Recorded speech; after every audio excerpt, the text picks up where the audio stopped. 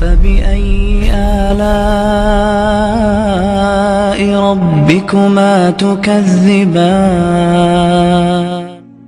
غصے میں بھی سنبھل کے بولیں کہ نہ بعد میں پچھتانا پڑے، نہ بعد میں معذرت کرنی پڑے، نہ اللہ کی بارگاہ میں مجرم ہو کے کھڑے ہوں کہ ایک زبان کا بول جہنم کی وادیوں میں پھینک دیتا ہے اور ایک زبان کا بول جنت کے عالی شان درجات تک پہنچا دیتا ہے۔ اس کو غیبت سے صاف کر۔ اگر آپ اپنے گھروں میں خوشی دیکھنا چاہتے ہیں تو اپنے گھر کی نجی مجلس میں بھی غیبت کو ختم کر۔ اب بچے بیٹھے ہیں، بیوی ہے، خامد ہے، ماں ہے، باپ ہے، بہن بھائی بیٹھے، سارا دن جو بولنا ہے بولو، غیبت نہ بولو، کسی کی برائی نہ بولو، کسی کی برائی مت سنو، کسی کی برائی مت بولو۔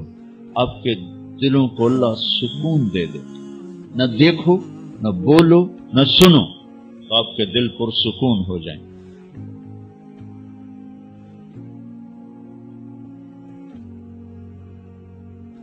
جو چیز مارکیٹ میں کم ہوتی اس کا ریٹ بڑھ جاتا۔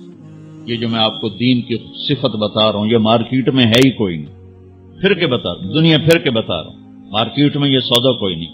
آپ لے لیں، میں لے لوں، یہ مستورات لے لیں، قیمت اللہ بڑی لگا دے، بڑی قیمت لگے۔ جب اللہ بلائے گا نا بھائی علم والے آ جاؤ تو ایک بڑا مجمع ہوگا، اللہ کہے گا بھائی ذکر والے آ جاؤ، نمازی آ جاؤ، روزے والے آ جاؤ، حج والے آ جاؤ، عمرے والے آ جاؤ، ایک بہت بڑا مجمع ہوگا۔ جب اللہ کہے گا زبان کی حفاظت والے آ جاؤ، اچھے اخلاق والے آ جاؤ، تو ہمارے پنجابی کہتے ہیں ٹاما ٹاما کوئی اٹھے گا تو کوئی اٹھ کے دکھائی دے گا۔ پھر ان کو جو پروٹوکول ملے گا نا وہ نہ کسی تہجد گزار کو ملے گا، نہ کسی عبادت گزار کو ملے گا۔ ان کی نبیوں کے بعد ان کی شان ہوگی، نبیوں کے بعد ان کی شان ہوگی کہ یہ مارکیٹ میں سودا ہے ہی نہیں۔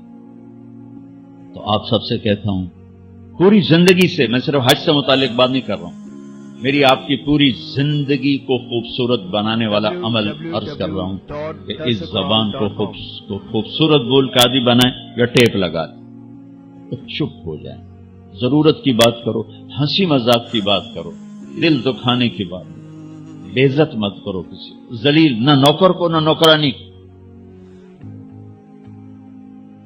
کہ ہمارا سارا معاشرہ ہائپر ہے، ذرا سی بات ٹھو ٹھو ٹھو ٹھو ٹھو۔